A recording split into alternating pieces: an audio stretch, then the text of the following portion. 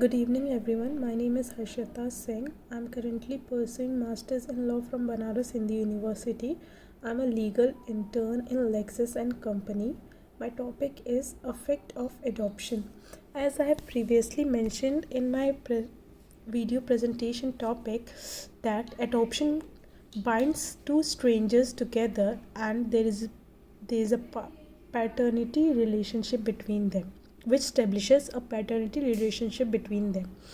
So, the Juvenile Justice, Care and Protection of Children Amendment Act 2006, Section 2AA defines process through which the adopted child is defines adoption as the process through which the adopted child is permanently separated from his biological parents and become the legitimate child of his adoptive parent with all the rights, privileges and responsibilities that are attached to the relationship.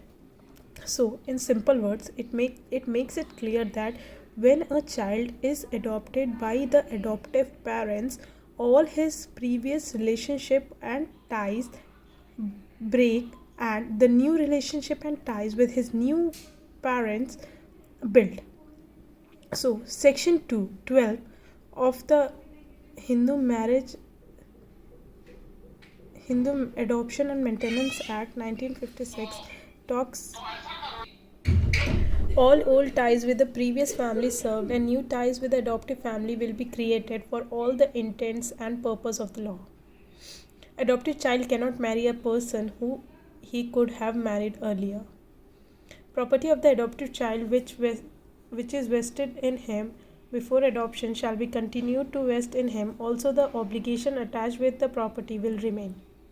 The adoptive child shall not divest any person of any estate vested in him or her before the adoption. The adopted child also acquires the caste of his adoptive parents, and this caste will be treated as his caste by birth as said in Karan Singh versus Union of India AIR 1980.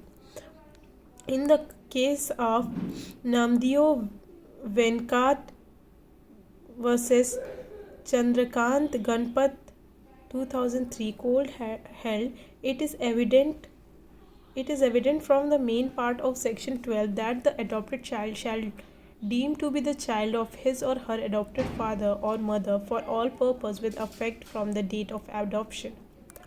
As we have read in Section 12 Clause 2, so here we will talk about Sapenda relationship, the prohibition of relationship of marriage for the adoptive child.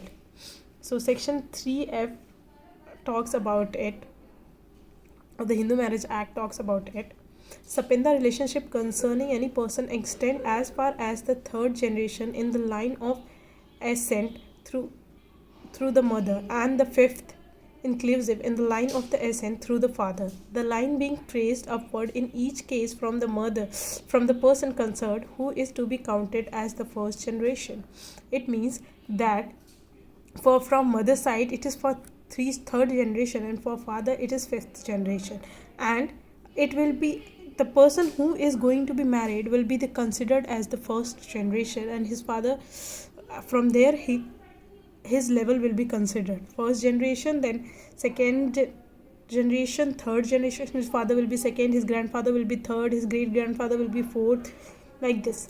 Two persons are said to be sapenda of each other if one is a lineal ascendant of the other within the limit of sapenda relationship, if they have a common lineal ascendant who is within the limit of sapenda relationship concerning each of them. The person concerned would be counted as first generation. Full, half, uterine relationship, legitimate, illegitimate relationship, blood adoption relationship will fall under this.